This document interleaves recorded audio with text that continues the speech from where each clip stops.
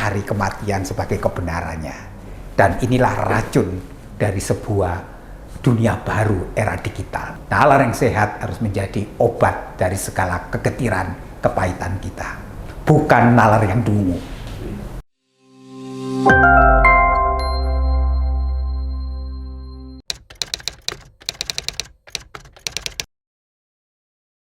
Jadi kita melihat gini loh, persoalan kekerasan, teror, itu kan bagian dari eksistensi keberadaan manusia. Pada dasarnya manusia itu memiliki juga sifat-sifat kebinatangan. Nah, sifat-sifat kebinatangan manusia itu mudah dirangsang ketika manusia itu terdesak. Ketika manusia itu kehilangan jati dirinya dan terasing dengan realitas. Nah, teror itu memanfaatkan setiap orang yang mencari eksistensi. Jadi ini problem eksistensi. Nah, eksistensi itu kan keberadaan orang. Orang ingin diakui, orang ingin memiliki posisi, orang ingin memiliki kekuasaan, orang juga ingin tampil. Jadi orang mengakui dirinya. Nah, ketika orang tidak bisa mengakui dirinya menjadi manusia yang punya eksistensi, maka manusia itu mencari jati diri. Nah, dalam proses pencarian jati diri itu bahaya kalau dia tidak menemukan orang-orang yang tepat yang untuk memproses dia menjadi dirinya sendiri. Jadi proses orang kehilangan jati diri itu adalah orang mencari dirinya. Nah, ketika orang mencari dirinya itu ketemu dengan orang-orang yang sebenarnya tidak tepat, tapi dia dimanfaatkan, dieksploitasi, maka dia selalu dijadikan korban. Maka Myers dalam bukunya selalu mengingatkan kita violence of religion. Jadi agama itu paling mudah dimanipulasi, baik untuk kepentingan politik, untuk perebutan kekuasaan, untuk ekonomi, untuk kepentingan-kepentingan politik pragmatisme. Untuk apa? Untuk menjadikan orang menjadi alat kekerasan, tetapi dia mengorbankan orang, dijadikan tumbal, kemudian dia mendapatkan yang disebut hero. Lah, siapa yang hero? Adalah dia diberi hero itu. Entah itu mati suci, itu masuk surga, itu kan hero. Lah, inilah konstruksi berpikir seseorang yang kerap kali tidak matang. Dalam proses orang tidak matang mencari jati dirinya, dalam proses itu orang mencari figur. Lah, bahayanya ketika dia ketemu figur dan percaya pada figur itu, lah figur itu bisa mengisi hidupnya dan menyakini. Lah, bahayanya ketika ideolog, saya sebut figur itu, mengajarkan tentang ideologi maut, dan itu diyakini, dia melakukan itu dengan kesadarannya. Karena dia merasa inilah jalan menuju surga itu. Itu yang disebut dalam filsafat utopis. Jadi filsafat utopis itu mengiming-imingi janji surga, janji kesejahteraan, janji seolah-olah kalau kamu melakukan tindakan maut ini, kamu mendapatkan surga. Padahal ini utopis. Karena apa? Karena ini sesuatu yang tidak berdasarkan realistisme, realitasnya berbeda. Tetapi orang begitu percaya dengan orang yang menjadi mentornya ini, dan mentor ini dianggap orang ini memiliki legalitas dan dipercaya bahwa dia mampu menunjukkan eksistensi dirinya dan dia menemukan eksistensi diri yang sebelumnya. Padahal inilah semua. Jadi gejala orang bunuh diri, gejala orang melakukan teror, gejala orang mau mati dengan bom, itu kan sebenarnya menunjukkan eksistensinya.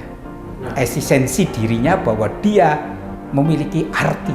Arti apa? Kalau mati seperti itu saya mendapatkan janji surga. Padahal itu utopis.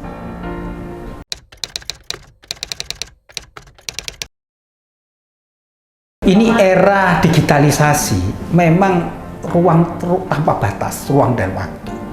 Regulasi apapun, pemerintah apapun, pasti kecolongan. Karena dalam era digitalisasi ini yang paling bahaya adalah hilangnya nalar sehat, hilangnya kesadaran, maka muncul kesadaran palsu. Lah, kesadaran palsu ditawarkan apa? Yaitu ideologi jalan maut. Karena ideologi jalan maut dikira menyelesaikan masalah terhadap kefrustasian, luka batin, terhadap persoalan sosial, kesenjangan, terhadap persoalan-persoalan mengenai ketidakadilan. Ini kan sebenarnya yang ditawarkan teologi kematian itu. Lah, teologi maut ini yang mengajarkan orang kepada kesadaran palsu itu. Lah, kesadaran palsu itu diyakini oleh mereka sebagai salah satu cara untuk menemukan surga yang semu itu. Lah, ini yang terjadi. Dan ini semua negara mengalami kegagapan ini. Maka jalan satu-satunya adalah kesadaran kritis. Kesadaran kritis lewat pendidikan kritis. Ini yang harusnya disadarkan semua pihak bahwa persoalan ini persoalan dehumanisme, persoalan kemanusiaan yang kehilangan kesadarannya karena kemanusiaannya direduksi. Dia menjadi semacam hanya alat mekanistis sehingga orang tidak memiliki independensi. Kesadaran kritis yang hilang ini mudah sekali dimanipulasi, dimanfaatkan oleh kepentingan-kepentingan sepihak, yaitu kepentingan politik sesaat. Jadi racunnya itu siapa? Yaitu kepentingan-kepentingan yang menggunakan anak-anak muda yang labil, anak muda yang kalian cari diri, anak muda yang sebenarnya ingin menunjukkan eksistensinya, tetapi dia tidak menemukan yang terbaik, tetapi dia menemukan jalan maut ini. Jalan maut itu bisa lewat media sosial, bisa lewat jejaring, bisa lewat rekuman, tapi yang sekarang dia menemukan belajar dari media sosial ini. Inilah bahaya salah satu dari post-truth itu.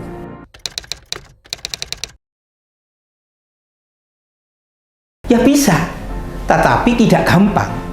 Karena ini ideologi. Ideologi harus dilawan dengan ideologi.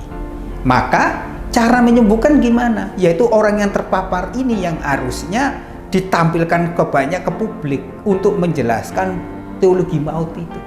Jadi kalau orang terpapar, yang terapinya harus orang yang yakin teologi maut itu dan menemukan bahwa teologi maut ini tidak memberi harapan dan harapan sembuh. Dan orang yang mengalami itu yang hanya bisa menyembuhkannya.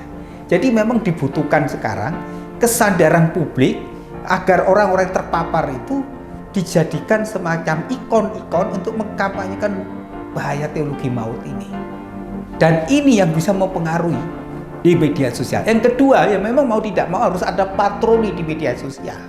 Jadi orang-orang menebarkan kebencian, intoleransi, menebarkan tentang teologi maut ini, ya jangan diberi ruang. Maka pengguna media sosial harus kritis. Dan kalau ada orang yang menebarkan itu, dia harus dikucilkan. Dan yang terakhir, harus komunitas. Dari komunitas harus waspada, bijak, mengolah informasi, tapi juga mulai kita punya kewaspadaan. Biasanya orang-orang itu kan mengucilkan dirinya. Biasanya orang-orang itu tidak mau bergaul. Biasanya orang-orang itu kan ada suatu tanda-tanda di mana dia memisahkan diri. Karena bagi dia, saya memiliki otoritas surga, dia neraka. Sehingga dia ada tembok pemisah.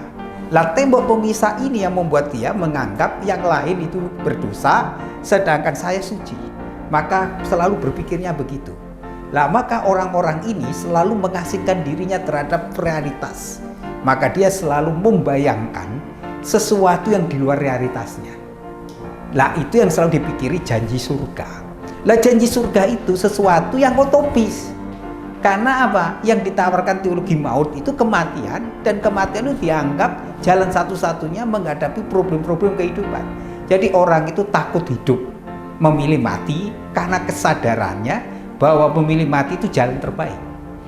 Ini yang disebut utopis. Jadi kita menghadapi sekarang situasi di mana kefrustasian hidup, persoalan himpitan ekonomi, kesenjangan sosial, masalah itu adalah eksistensial. Jadi di problem kemanusiaan yang tidak mampu mengaturkan dirinya karena dia kehilangan pegangan.